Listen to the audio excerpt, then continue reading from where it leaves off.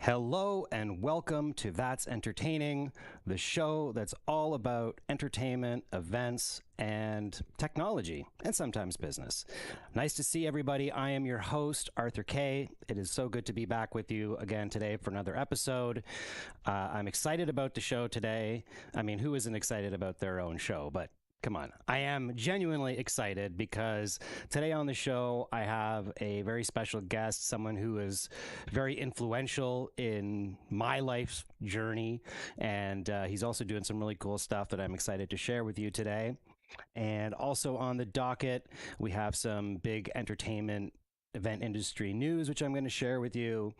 And I'm also going to attempt to redo my Midjourney demo. Well, I wouldn't say a total redo. Last week, I was doing a demo for all you guys to show you how to get started using Midjourney.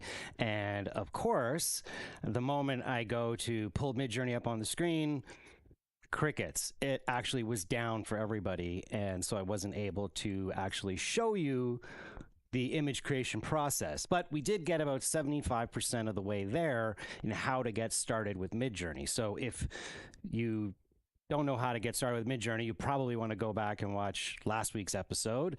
You can do that later.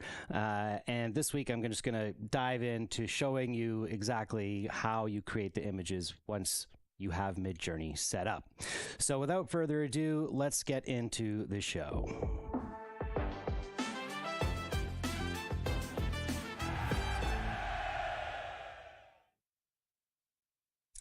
All right, so first up on the show, we're talking about the Sphere in Las Vegas. Have you guys heard about the Sphere? I feel like there's been some pretty good coverage on this thing. And what exactly is the Sphere?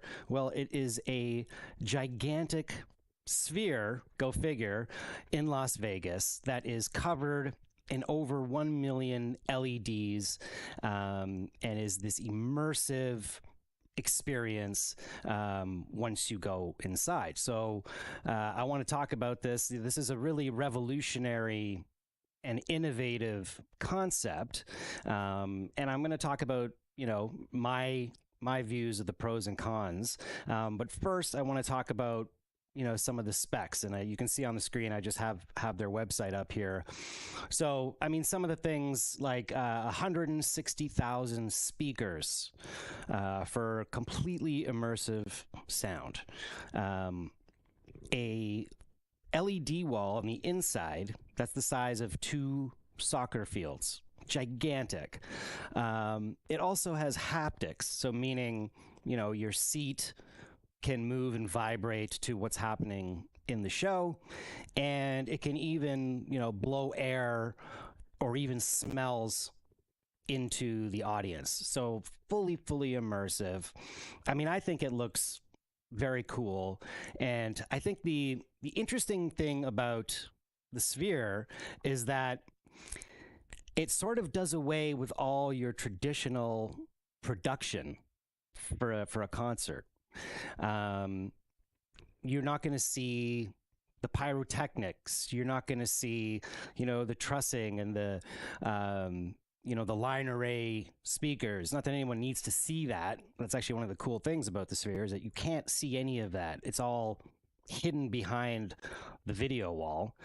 And so it really changes the sort of approach for any performer who's playing there. And it really becomes about the music and the performance and the visuals, of course.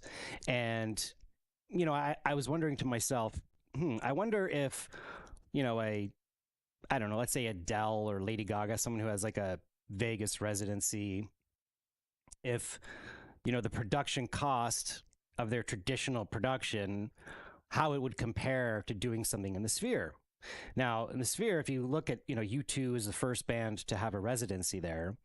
And if you see the YouTube videos, I mean, there's literally, I think, maybe 6 or 8 visible lights behind the band. There's like stands with 2, moving heads pointing, doing spotlights, but there's really not much beyond that in terms of lighting, because LED walls, create the lighting, the illusion of reality almost, right? That's why it's used. LED walls are used in some virtual productions, because it really, the lighting is represented on the talent, right? As if they were there in reality. So that's really cool. I can only imagine what it would feel like to be in this Sphere. And I do have some insider tips just from reports I've heard. Now this can seat up to, I think, 17,000 people. I could be wrong on that. There's some conflicting reports on that from what I've read, but it looks like there's standing room. And this is probably modular, so they could change this. But for the U2 concert, it looked like standing room on the bottom. Then there's a section 100, which you would typically think is the best seats in the house. But I don't think that is the case. So if you're thinking of going to this, you maybe want to avoid section 100. At least the first 20 rows of section 100 should be okay. But then beyond that, there's an overhang. So your view is obstructed from a big chunk of the visuals that are taking place. So section 200 to 300 is where you're going to probably get the best view and the best experience. So hopefully that's a good tip for you. And so yeah, so I think it's I don't know. I wouldn't be surprised if the cost to produce a show at the Sphere is even more expensive than doing a traditional production with all the trussing and the trucks, because these guys aren't stupid. They're not going to make it cheaper, that's for sure. And obviously there's a huge amount of investment into building this Sphere. So let's just take a look at some of the specs here. The thing is gigantic. So here we go, 366 feet tall, 516 feet wide, billed as the largest spherical object in the world. The inside boasts 10,000 immersive seats and standing room for 20,000. So that's interesting. So that's like 30,000. Different from the 17,000 I heard. But anyway, all under an enormous dome-shaped screen that hangs around. So yeah, that's very, very, very cool. And they obviously have, I think it was 2.2 or 2.3 billion dollars to build this thing, and they have this gigantic billboard now in the middle of Las Vegas on the Strip that they can advertise on, and apparently it's around $450,000 a week, something like over $100,000 a day for a ad on the outside of the Sphere, which is made up of these little hockey puck sized LEDs, and you'd be surprised how much space is in between them. The closer you get to something like this, the more you can kind of see it. And with LED walls, especially one that's would have such these pucks of LEDs, the closer you get, the image sort of kind of starts to tear apart. But that's neither here nor there. From a decent sized distance, it's going to look incredible, like what you see on the screen right now. So yeah, so pros, I mean, I think it's just, it forces artists who would perform here to think outside the box. I mean, I think there's a lot of opportunity there. It sounds like MSG, which is Madison Square Garden Entertainment, who funded this and owns it, at least mostly or in part. They know what they're doing. So clearly this is going to be an interesting endeavor, but I do wonder about the profitability of this thing. My biggest concern is that in 5-10 years, this will be like a sort of planetarium. Does anyone remember the Toronto Planetarium, if you're from Toronto? That will just sort of become obsolete in time because, the rate technology is moving. The other con, potentially, is I've read reports that from an environmental standpoint, light pollution, and this thing is just so big and so bright that it has the potential to actually confuse wildlife in the area about whether it's night or day. So there's some concern about that.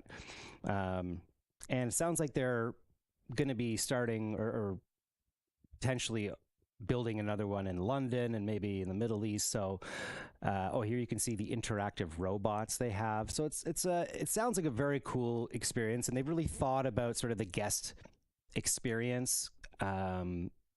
They have, because it's very sensory can be sensory overload to some people. So they have specific rooms where you can go if you feel you're overwhelmed by the visual stimulation. So I would love to go. I'd love to go and check it out. I think tickets start around $500, if I'm not mistaken. Like for the U2 show, there's a movie that is being played now, which is around $50. And that's the other thing, is they've actually created a new camera. This film that they're showing is shot on a camera built by the company that, developed the Sphere.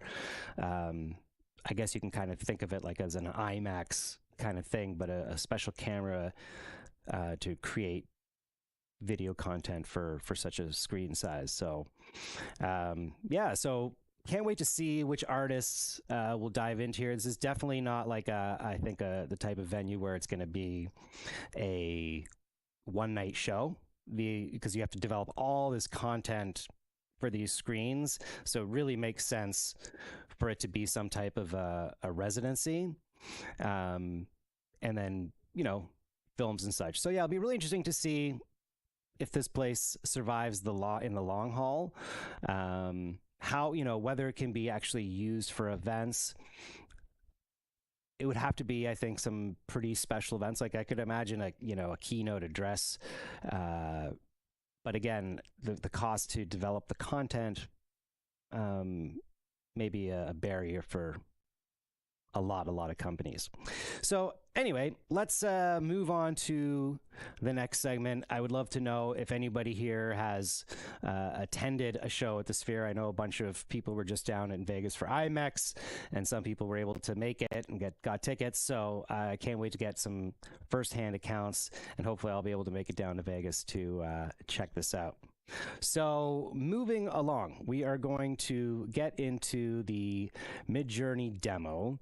And before I do that, if you're watching live and you have anything you want me to try to create in Midjourney, and it could be something outlandish like a unicorn dancing on top of a toaster oven, I don't know, it could be anything, just put it in the comments and I'll try to keep my eye on that.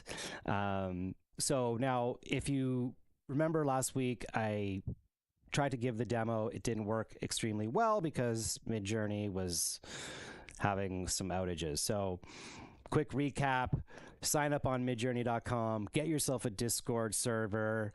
Then you're going to add the Midjourney bot to your Discord server. And again, I have all the step-by-step info on how to do that on last week's episode. And we're going to jump right into it. So here we are in Discord, and this is where we kind of had to stop last week because things went crazy.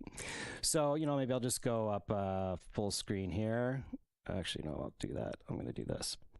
Okay, so I'm in my personal Discord server.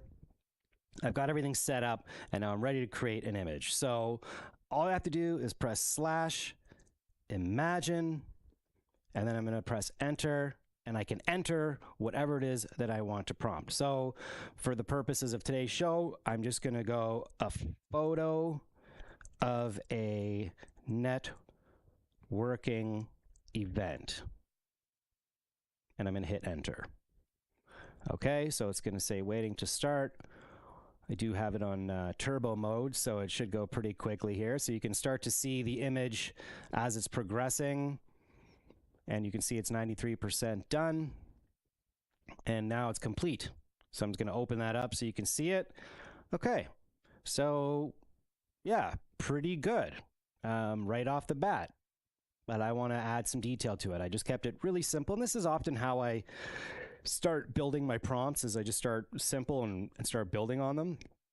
Now I'm going to take the exact same prompt here, a photo of a networking event, and I'm going to, actually, before I do that, I'm just quickly tell you guys how these things work down here. These are just upscale, so if I want to make this one larger and higher resolution, I just upscale it, or if I want to create a variation, so this is 1, 2, 3, 4. If I want to create a variation of number 2, I would just hit V2 and it'll do that for me. So now I'm going to go imagine, and I'm going to paste that prompt back in there, a photo of a networking event, and I'm going to now put --AR, which is a command to make it aspect ratio, whatever aspect ratio you want. Whoops, didn't mean to do that. Sorry, Vance. Though I pulled the curtain behind the Wizard of Oz there for a second. So AR aspect ratio, and then 16 by 9 is what the aspect ratio I want. Okay. Now I'm going to just start messing with it while that populates. I'm going to go imagine.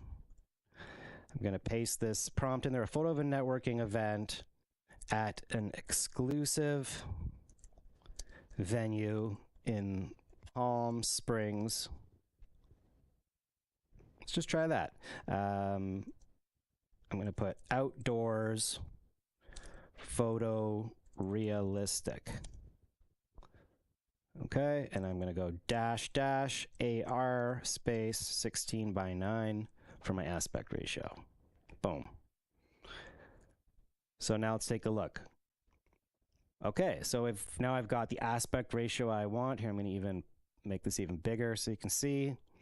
So, you know, Midjourney, it can make some really incredibly photorealistic images. Some of the things that it's not good with are like hands. Sometimes the hands can look really strange. It doesn't do well with musical instruments, I've discovered. It's not really great at that. Maybe a guitar or something, but, you know, don't try to do a saxophone or anything like that because it's going to look strange. But the model is always improving. So here's the one I did in Palm Springs. Okay, so this, I don't know, it doesn't really look that Palm Springsy to me. And the thing about these prompts is that you really need to not give up. You need to try to change it until you sort of get the image that you want. Now, the other thing that you can do is you can pop over to ChatGPT and get the photorealistic plugin for ChatGPT, and then all you have to do is I'm going to take my my prompt I wrote here, the Palm Springs one, and I'm going to pop it into ChatGPT. I'm going to paste it in there, and I'm going to just hit enter, and within a couple seconds, it's going to give me usually 2 different really, really detailed prompts, which include information about the camera, the lens, the resolution. So I'm just going to go ahead and just take this first one. I did show this last week, but I didn't actually get to show how it would turn out. So let's go to there, and I'm just going to paste this in here. Oh, see, I did something wrong. I did not press imagine. I do that all the time. So don't worry, you'll do that too, I'm sure. All the copying and pasting. Here we go. So we're going to do that. And just while that happens, I'm just to show you the hands thing. I'm just going to put here imagine. Let's see how this does. I tried this before and it looked weird. A handshake.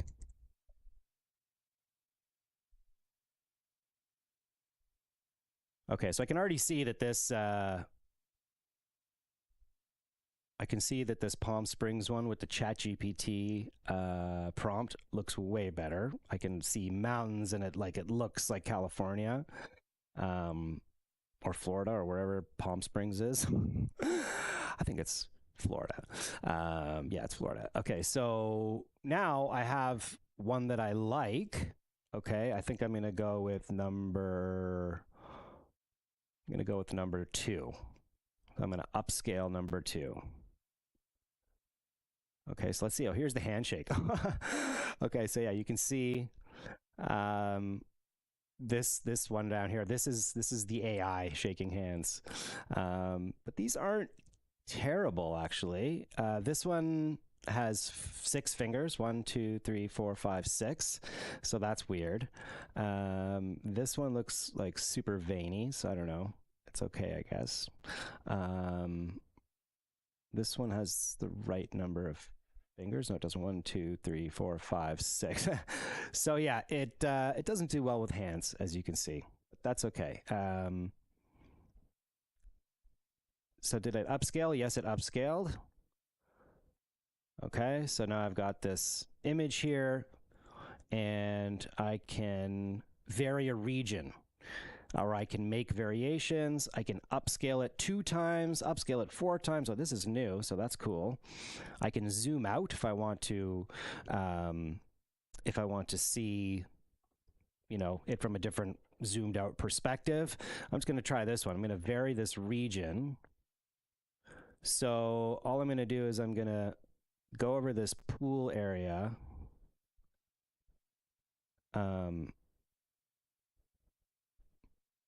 And no, I'm just going to take this prompt out altogether. I've never actually tried it like that. And I'm just going to put pond with Crocs. See if that does anything. Just to have some fun with it.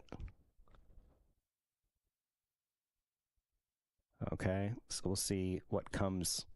See what comes from that. It's waiting to start. Here we go.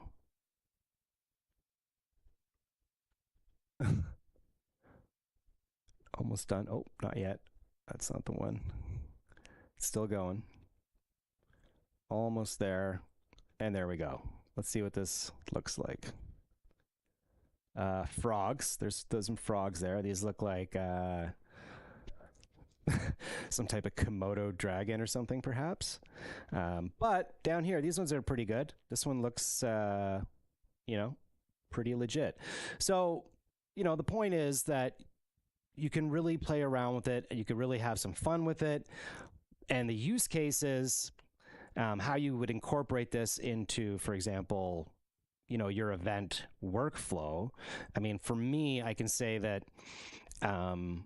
it's been very helpful in sort of ideating and imaginating, if you will, different concepts that I have wanted to use. I've actually used a couple AI generated images in proposals, and I put a AI generated image sort of caption underneath, but just to spark people's imagination, it can be really helpful.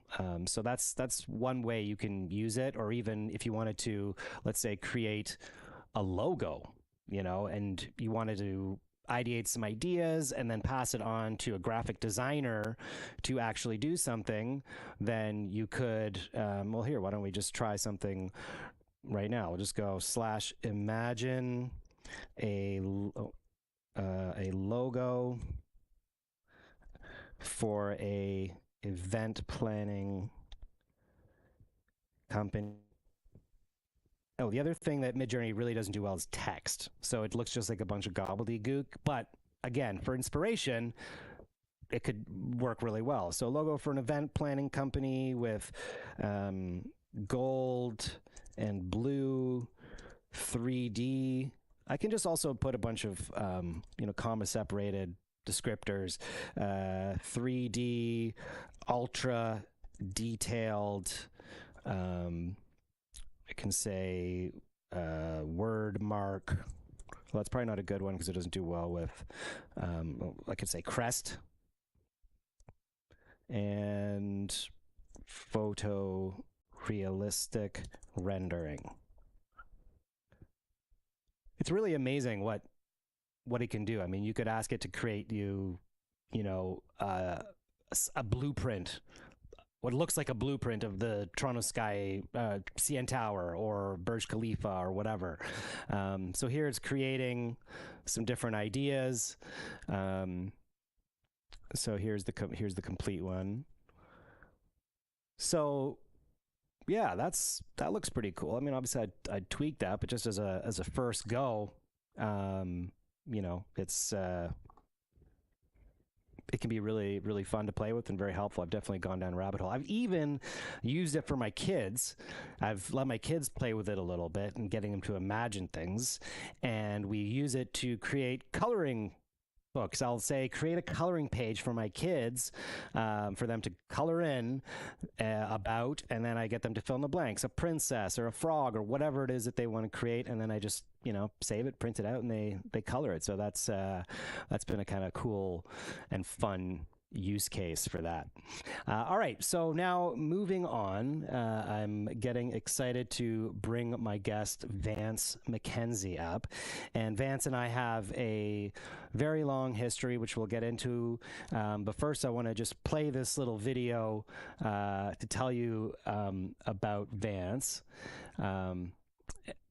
Oh, I was just about to do it, and then something weird happened. So let me refresh this here. Okay, good. Sorry about that, folks. We're live. All right. So check this out. This is a little bit about Vance and what he's up to. Here we go. Oh, hi there. Here at Vanceworld Media, we aspire to bring your dreams to life. Whether it's inside a burning building, damn, it's hot in here. Or outside in the freezing cold, damn, it's cold. We can make anything happen!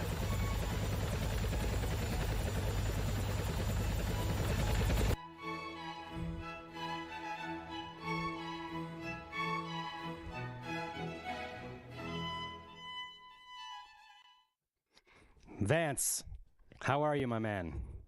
Good day. Good day to see you, Arthur. How are you? I'm so good. Thank you so much for being on the show, and I'm excited to catch up with you and to let people know what you've been up to, because you've been up to some really cool stuff. So why don't you first let me ask you this? We met like 25 years ago. Can you believe that? Around 25 years ago. And I think it was in 1995. 1995, that's right. I was 15 years old. You were. I was 15 years old. Can you recollect to me your memory of how we met? Well, let's go back. Let's rewind all the way back to the beginning. Okay. This is how my perception of when I first met Arthur. There's this young guy, good-looking kid, like a cute kid, really cute kid, carrying this big case of a odd big saxophone that generally we never had. It was a Barry. Am I correct? Yeah. Okay, so all the years I'm playing, we've never had a baritone sax. I've barely even seen one. I've seen tenor and alto, and not being a woodwind person. So I seen this young guy. The case is as big as him. But what I can say about Arthur, what a personality. He came on our stage. It was my band, so I like the guy, so he's on my stage. I don't care. But it wasn't just myself that liked him. The crowd liked him, even if he only knew 7 notes that were he blurting out on his big horn, odd sound, like a foghorn kind of sound at the time. So true. But again, you can take a foghorn sound, and if you have the right energy behind it, and the right soul behind it. And because Arthur is truly an old soul, he's got to be at least 400 years old. It is how he thinks and how he moves. So we knew it then. I knew it then. People loved him. I loved him. And it was just a blessing to be able to give him this opportunity to get exposed right away at such a young age, thrown to the fire, clubs packed, right on Bloor Street. I don't remember 525 Bloor Street West. 525. You remember? Okay, yeah. That place was packed. We didn't it wasn't like the place we're playing. So, and then our band was at the height in our live touring dimension, and so it was a great part. I was really, we're really blessed that I got to know you, and now the residuals come down the line years later. It's life.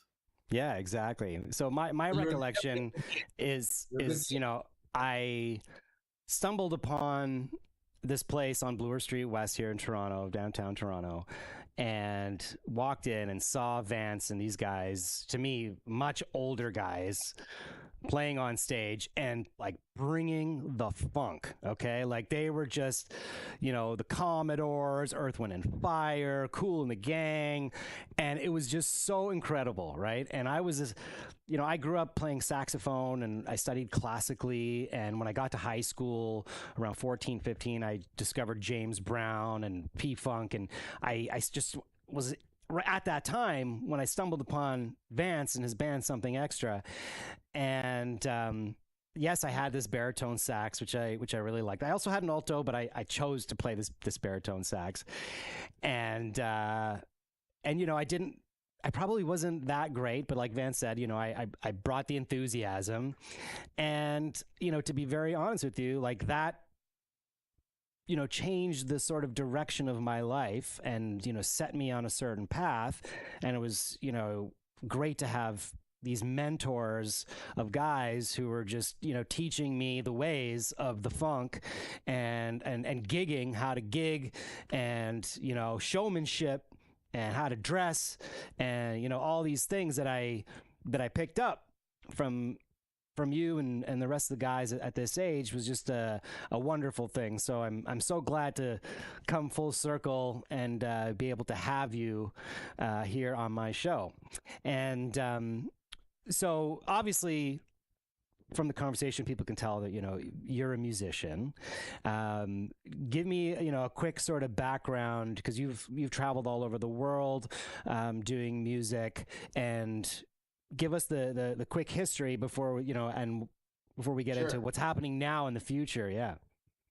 I mean, basically, I started a band in 1972 in Montreal. I'm from Montreal. My parents are from Montreal. Grandparents are from Montreal. So I started a band in 72 in Montreal, right downtown Montreal. We were just playing churches, learning how to play. We started with James Brown songs, Hot Pants, Super Bad. And then it grew. Now, what happened in my personal adventure as a guitar player, I really picked up guitar fast. Within 3 years to 5 years, I play pretty well the same as I play now. Maybe I'm more refined now, understand more, but pretty well. I was a kind of a prodigy at that age, 14, 15, playing guitar. So it just expanded. And then because I had a mother that was a manager of a big nightclub in Montreal, Rockettes Paradise, everybody played there back in my days growing up, Wilson Pickett, Percy Sledge. Cool, Mom. Yeah, so I was able to see these. Yeah. I was able to see all these shows like at a young age, like watching Wilson Pickett, Benny King, backstage with them, hanging out with them as a small kid. It really influenced me how to put together a good show. I always knew I learned about entertaining at a young age. So because of that factor, the band grew. I was the leader of the band. We kept it going. We were able to get a record deal at like 18 years old with Quality Records. We did a couple of albums with big budgets. We didn't know what we were doing in the studio. We were making up songs as we go with $100,000 budget back in them days. It was just ridiculous. It just transpired to what it is. Then we moved out of Quebec, moved to Ontario to make the change into the Ontario market, because it was more viable, more work, more gigs. And then we worked Ontario for 10 years, 12 years, hard. And then I realized that there's a world out there. So then I put together a proper package, something extra package that could travel the world. So I got hooked up with Casey Boyle, FL Film and Agency, same agency as Brian Adams, etc., and took us all over the world. We worked Grand Hyatt International top chain venues for 10 years. So yeah, I mean, that's kind of when you actually asked me to go with you, and I said no. And I said, Arthur, I got a gig. You'd be perfect. Like, it's all expenses paid. I don't know, about 4,000 Canadian, all expenses. Just get on the airplane. And we just rehearse twice a week, keep the show updated. But you were busy. And I was moving fast too. But at the same time, it was just an experience just to be able to see the whole world. That is really why I'm really blessed as a musician. I got to see the world. Wow. It was a vacation that would never end till I, had to come back to reality. Right. And then now coming back to reality, meeting the love of my life, having a couple of children again. That will do it. Bring you back to reality is a woman for sure. Strictly love. Everything I've accomplished now and what I'm doing now is strictly out of because I'm love. She's sitting over there. I asked her to come in a picture with me. She said no. She didn't do her hair. Leave her alone. But love got us back here. So once I got back here, we started gigging in the scene. Blah blah blah blah. But then I realized it's time to go to another dimension. And the other dimension was in my heart and soul. I have so much knowledge. And maybe I'm not super famous, but I'm famous in my own way. We know just as much as everybody knows if you really apply yourself in knowledge. So I wanted to share this. So that's what got me into, okay, step off the guitar, stop off producing. I still produce, still play. Everything's fine there. That's already, in my world, accomplished. Now I expanded to the world of film. I started film in 2006. That's when I got the bug with a Sony Hi8, filming all over the world, even making my own music videos on iMovie. That's when I got the bug. Then came back to Canada with the bug, still didn't know what to do. Start to host a couple of little TV shows. Then the bug really hit me, looking at these cameras, these producers, these guys that are directing. Also being a member of IATSE. I've been a member of IATSE for about 15, 16 years now. I do IATSE work, anything I can, background, go get coffee, drive the truck. I'm qualified to drive the big trucks, tech trucks. So I just got myself immersed in every single thing I can. Now, rewind, go ahead to today. Now I got my own film studio. Anything could happen in there. It's even beyond my knowledge what could happen in there. I'm a student. Even watching your amazing show today, I made notes, Discord, this, that. I made my notes. Amazing. I'm definitely going to be following your show 100% because Well, I appreciate that. It was easy. I made notes. I start filming the rate picture ratio. I start taking pictures of what you're talking about. So I'm going to get you can just call me anytime, brother. You can just call me. I know. Anytime. I just want to get on it. There's stuff I didn't even know you're talking about that would help me so much in what I'm doing. As I said, working with so many artists right now, working with a lot of inner city youth, native youth. By the way, I don't know if you know Ashot. He's a great saxophonist. He says hello here in the chat. Whoa, there he is. Come on. Need some sax work in there. I play every instrument but a woodwind. Yeah, he's a great one. Okay, so you did the music thing. You traveled all over the world. You did the film thing. You came back to Canada, and so you decided to start your own studio. So yes. Tell me from the beginning, what did you do? You bought an empty place, or was this already an existing studio that you took over? What exactly? How did that work? What it was, myself and a good friend of mine, Nate, who is a dear friend of mine, mentor in the film business, Visual Redux, that makes a lot of things happen for my company. I was looking for a place to buy. I was in a small studio that I rented my first time being outside of my basement, and it was kind of small. I knew I wanted to expand. I was looking for a real estate. So sure enough, I seen a place advertised in Scarborough, industrial complex. Wow, the price is right. If the ceilings are high, I'm taking it. If the ceilings were low, I wasn't buying it. So once we walked in, I said, that's it. I'm taking it. It was just a box, not a bathroom, no toilet, just a box. And then totally built the studio up from there. It took us about 3-4 months to complete the studio. I have some pictures here. I'm pulling up here. I want to show people. Yeah, well, yeah. That's looking down into my green screen from my mezzanine. Yeah, so it's when you called me and I came to check out the space, I was really struck with like a sort of it took me back, because back in the day when I was coming up as a musician, there was a studio here in Toronto on King Street West called The Hive, run by this guy Oliver Johnson, and it was such a communal, amazing, creative place where people would just pop in and out all day long. They had 6 recording studios, and people would rent their own room, but people would cross-pollinate, and this guy would go into this guy's room, and everybody be working on each other's music. And over the years, it just blossomed and became a really, really successful production company. And that's the vibe I got from Vanceworld Media, is that you have these amazing creatives like Nate, your partner, who you mentioned, and Marty and Mitch. Oh, amazing, Mitch.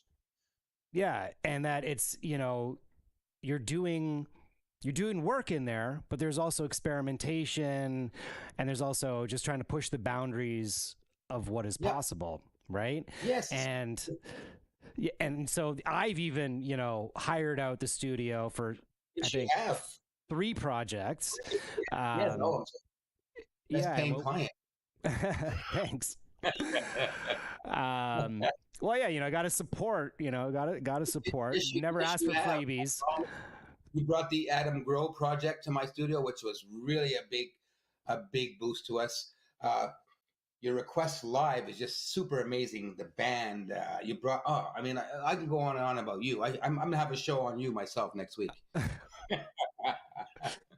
Yeah, we did a sort of concept quiz show with Adam Grow there, where it was actually live, and he was on the green screen. Then we had different teams in different locations and bars in Toronto who are our contestants who were beaming into the green screen studio. It was bananas. By far the hardest thing I've ever attempted to do.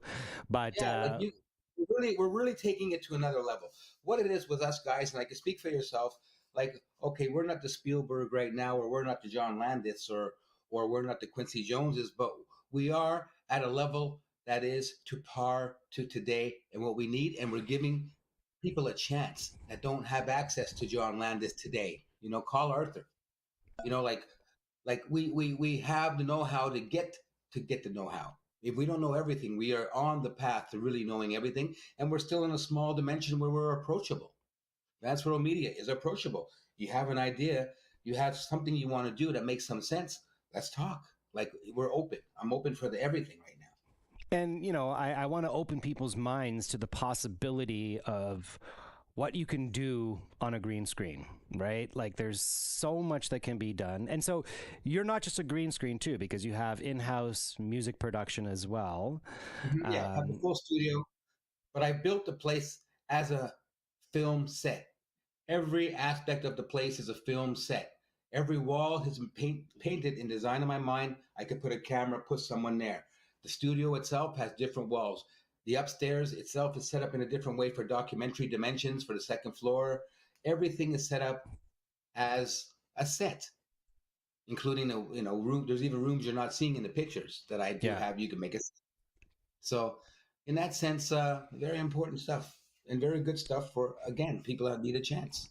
And it also functions as an event space too. You've done multiple events in there. You've got a bar upstairs, sound system, lasers. Yeah, it's like it's every single thing you could possibly. There's no thing I forgot that I could do in there. Like, if there's something, I'll get it. I can attest to that.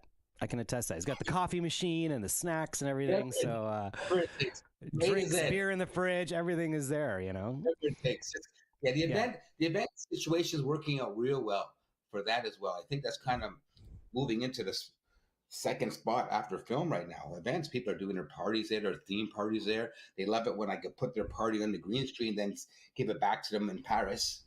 So it's kind of fun. It's like the old amusement park days. Yeah. To another.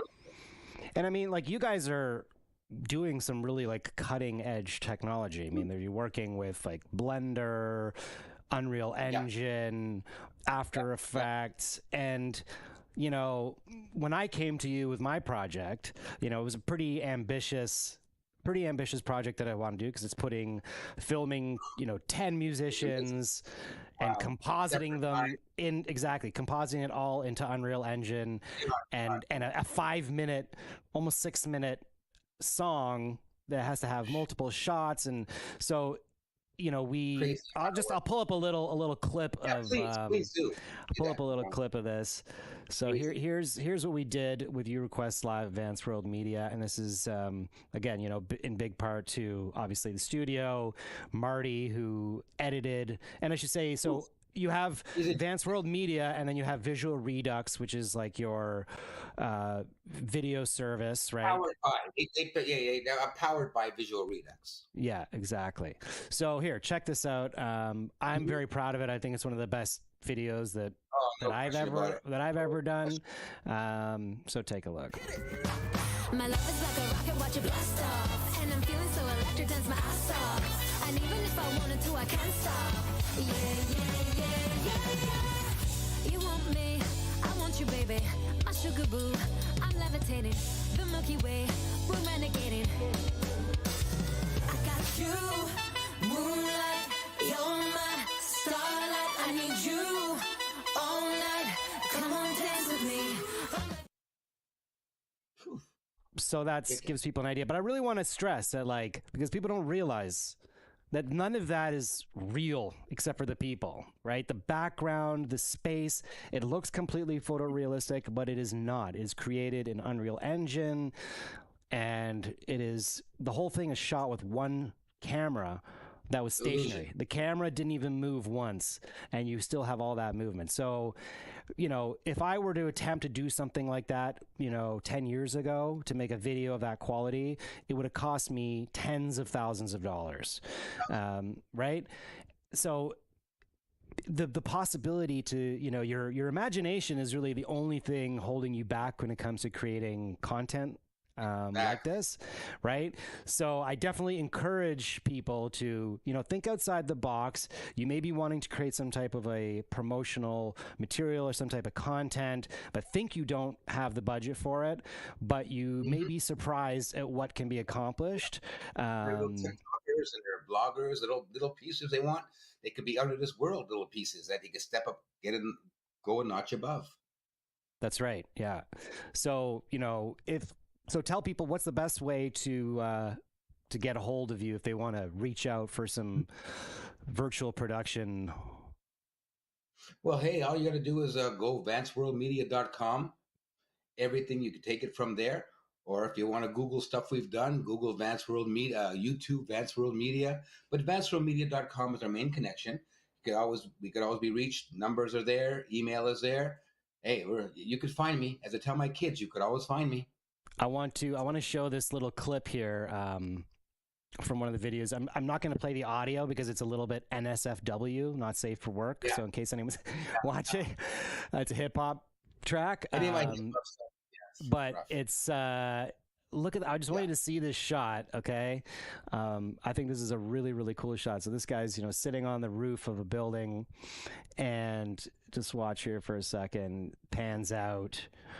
You can see the reflections in the windows, and this is all created using Unreal Engine. And look at that. And so the assets are actually from that particular shot are from a video game for the Matrix, right? The Matrix. Bring them in. Yeah. So that's really cool. So, and that's a free asset that anyone can download. Yeah. Exactly. Yeah, it's just the innovative and putting it all together. So yeah, exactly. Again, that was an amazing video. That whole video is amazing. So we have so much stuff that's amazing. Like even I just finished directing an artist out of Jamaica, Hataman, but featuring Capleton. Okay, Capleton is famous. So I directed that video. I think Nate shot that video. Nate shot that video, edited it. That video is booming. It's big in Jamaica, huge, pretty well worldwide because Capleton's famous. But he shot his stuff in Jamaica. So they were in a green screen place in Jamaica, sent us the footage, was kind of subpar to a point, but it was okay to work with. He wanted to be with a lion. Had to create a lion. I've had so many requests. I want to be in a safe. I want to be in a gold toilet bowl. I want the Mona Lisa picture behind me. So anything your mind thinks, we're going to put you in it. Yeah. And that's awesome. That's the beauty of technology.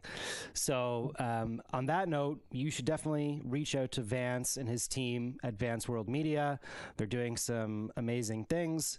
Highly, highly recommend. I want to give you